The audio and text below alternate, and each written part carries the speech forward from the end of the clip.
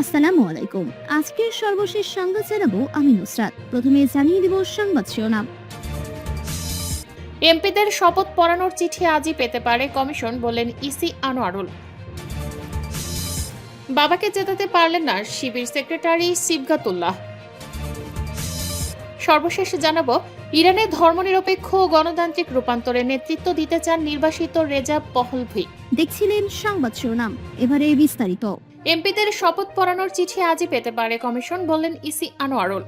নবনির্বাচিত সংসদ সদস্যদের শপথ পড়ানোর চিঠি আজই পেতে পারেন বলে জানিয়েছেন নির্বাচন কমিশনার আনোয়ারুল ইসলাম সরকার।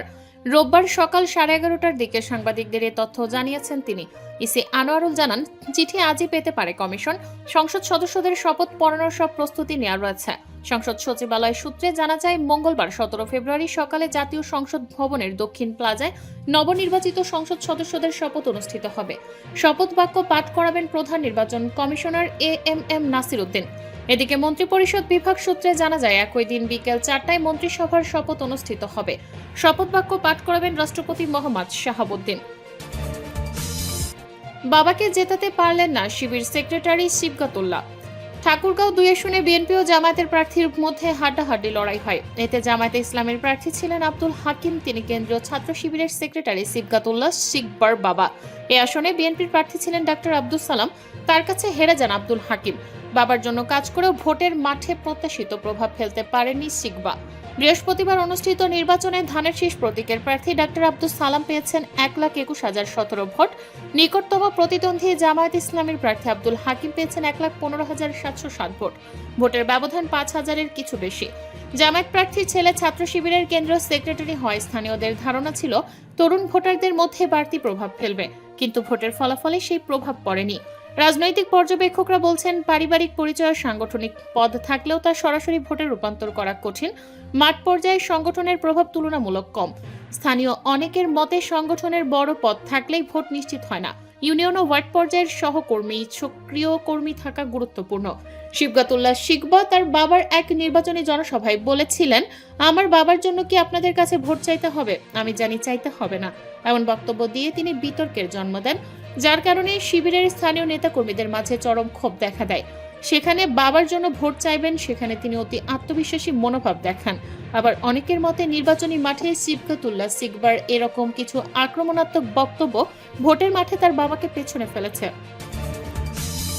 ইরানে ধর্মনিরপেক্ষ গণতান্ত্রিক রূপান্তরে নেতৃত্ব দিতে চান নির্বাসিত রেজা পাহলভি।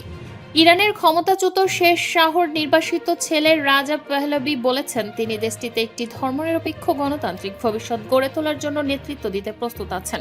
ইরানে ক্ষমতার পরিবর্তন হওয়াটাই সবচেয়ে ভালো উপায় বলে মার্কিন প্রেসিডেন্ট ডোনাল্ড ট্রাম্পের মন্তব্যের পর শনিবার 14 ফেব্রুয়ারি জার্মানির মিউনিখে এক সমাবেশে একথা বলেন তিনি।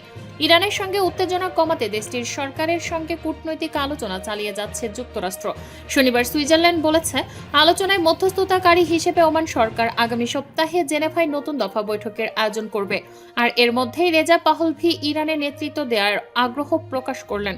রেজা পাহলভি 1969 সালে ইসলামী বিপ্লবের আগে ইরান ছেড়েছিলেন, তারপর আর দেশে ফেরেননি। তিনি এখন যুক্তরাষ্ট্রে বসবাস করেন। শনিবার মিউনিখে প্রায় 2 লাখ সমর্থকের সামনে বক্তব্য দেন রেজা পাহলভি। তিনি বলেন, একটি ধর্মনিরপেক্ষ গণতান্ত্রিক ভবিষ্যতে পাড়ি দেওয়ার নিশ্চয়তা দিতে আমি এখানে এসেছি। রেজা পাহলভি আরো বলেন, আপনাদের জন্য রূপান্তরের নেতা হিসেবে ভূমিকা রাখতে আমি অঙ্গীকারবদ্ধ, যেন একদিন আমরা ব্যালট বাক্সের মাধ্যমে গণতান্ত্রিক ও স্বচ্ছ প্রক্রিয়া আমাদের দেশের ভাগ্য চূড়ান্তভাবে নির্ধারণ করার সুযোগ পাই। এ সময় উপস্থিত জনতা জাভিদ শাহ স্লোগান দিচ্ছিলেন। তারা সিংহ ও সূর্যের ছবিযুক্ত সবুজ, সাদা ও লাল রঙের পতাকা ওড়াচ্ছিলেন। পতাকার ছবিটি ক্ষমতাচ্যুত রাজতন্ত্রের প্রতীক। ওই সমাবেশে উপস্থিত ছিলেন 62 বছর বয়সী ইরানি নাগরিক সাইদ। তিনি বলেন, ইরানের শাসন ব্যবস্থা একটি মৃত শাসন ব্যবস্থা, এর অবসান হওয়া উচিত।